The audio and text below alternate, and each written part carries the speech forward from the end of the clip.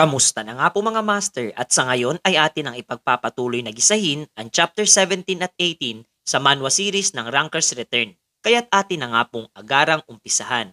Ipinakita nga sa atin ang isang coffee shop kung saan ay ating masisilayan etong si Kale habang pinapanood ang naging pakikipaglaban nitong si Yunwo kontra sa 13 manlalaro ng Black Skull Guild kung saan ay nakataya pa nga ang kanilang mga karakter sa laro. Katulad nga daw ito ng inaasahan niya sa tinaguri ang pinakamahusay na manlalaro ng arena. Gayunpaman ay aminado nga siyang hindi siya sang-ayon kung kaniya itong unang napag-alaman.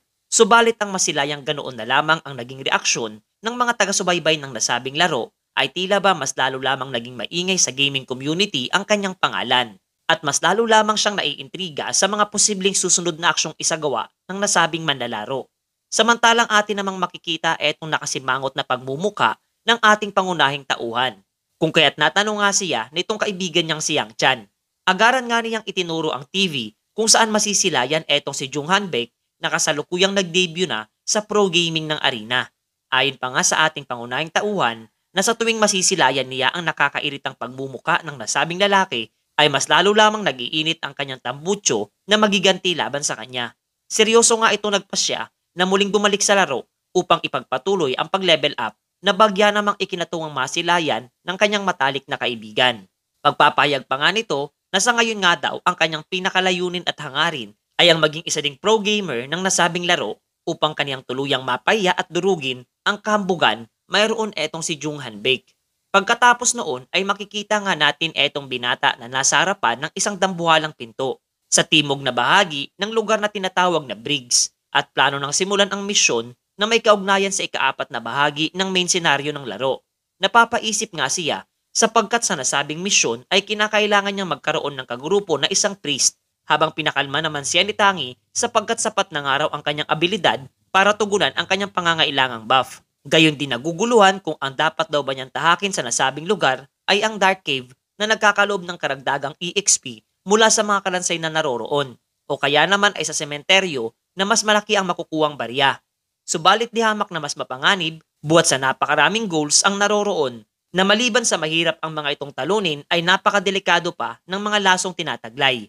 Magkaganoon man ay mas pinili pa rin itong binata ang mas delikadong lugar at tinahak ang nasabing sementeryo habang bagyang nababahala sapagkat iniisip nga raw niya na wala siyang makakasama sa kanyang isasagawang misyon.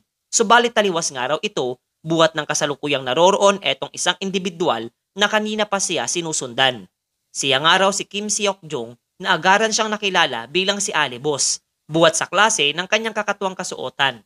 Plano nga sana nitong binata na iwanan na ang nasabing manlalaro, subalit agaran nga siyang pinahinto nito at nagtanong kung plano niyang pumaslang din ng mga goals. Sinagot naman siya nitong binata ng oo, at doy na po na ang lakas niyang tinataglay, na malamang araw ay lagpas na sa 200 ang kanyang stats. Habang eto namang si Kim Seok-jong ay muling nagtanong sa kanya kung hinahanap din itong binata ang mga nilalang na tinatawag na Black Magicians. Hindi nga makapaniwala etong si Yunwo na maging ang nasabing lalaki na nasa kanyang harapan ay alam din ang tungkol sa main quest at napapaisip kung isa rin daw ba ito sa mga main scenario runner.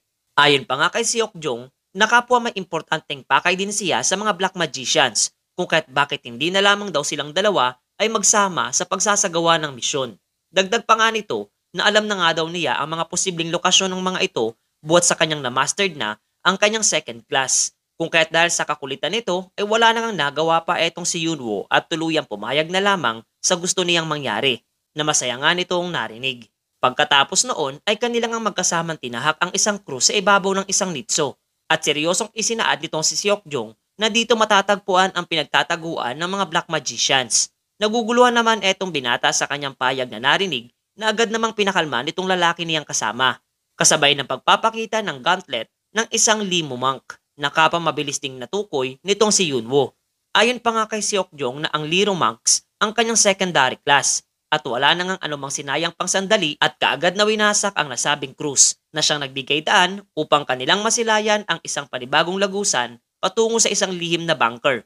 Ilang sandali pa nga lamang ang nakakalipas ay kaagad na silang sinalubong ng pulutong ng mga goals at wala ngang masabi etong si Yunwo sa kanyang nakikita buhat sa madali lamang pinapas lang nitong si Seok-jong ang lahat ng mga nasabing halimaw.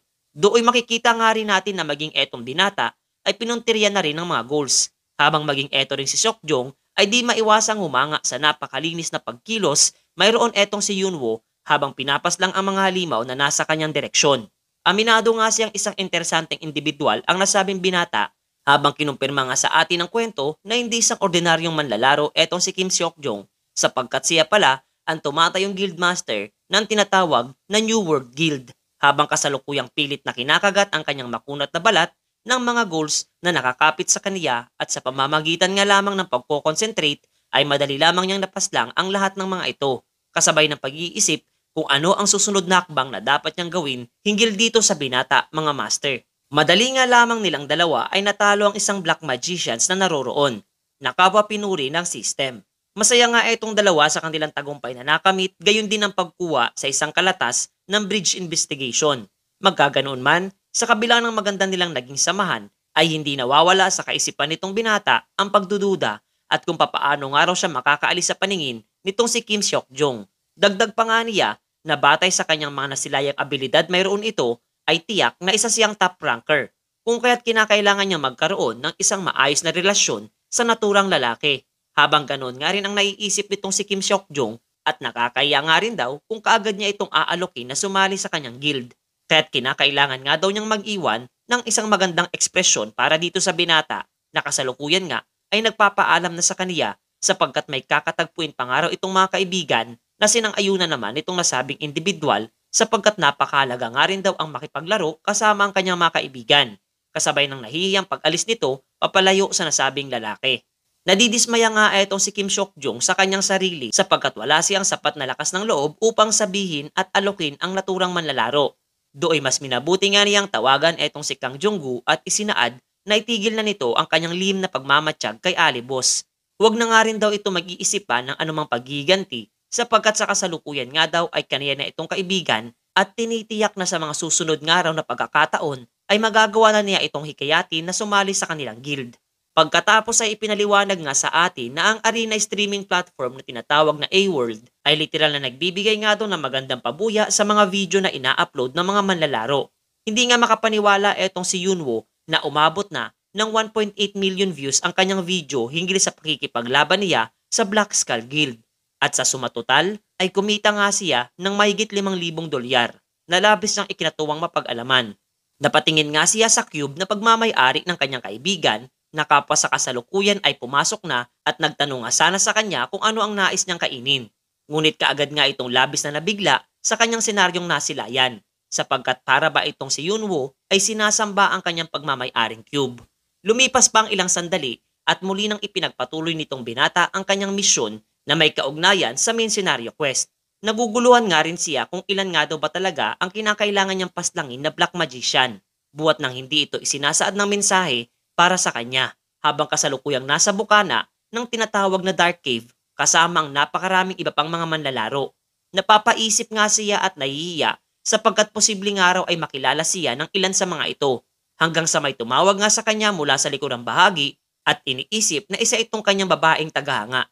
Ngunit agad ngang napawi ang kanyang ilusyon habang ang mga ito ay lumapit sa kanyang direksyon. Sila nga ay sina Yuri at Yanggun. Nakaagad siyang kinamusta na labis itong hindi inaasahan.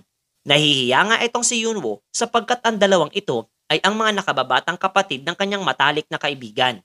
Pasimple nga lumapit sa kanya itong si Yuri at bagyang nagbiro na talagang ikinahiyang marinig nitong ating pangunahing tauhan. Habang nadidismaya naman sa aksyon ng kanyang ate, itong si Yanggun. Natatawa nga itong dalaga sa ekspresyon ng pagmumukha ni Yunwo at isinaad na huwag nga raw isipin nitong si Yunwo na magkakagusto siya sa kanya. Mas minabuti naman itong si Yanggun na tanungin na lamang itong binata kung plano niyang maghunting din sa loob ng Dark Cave. Inalok nga siya nito na sumali sa kanilang grupo buwat nang ang kanilang inaasahang kasamahan ay kasalukuyang hindi makakapunta sa nasabing lugar.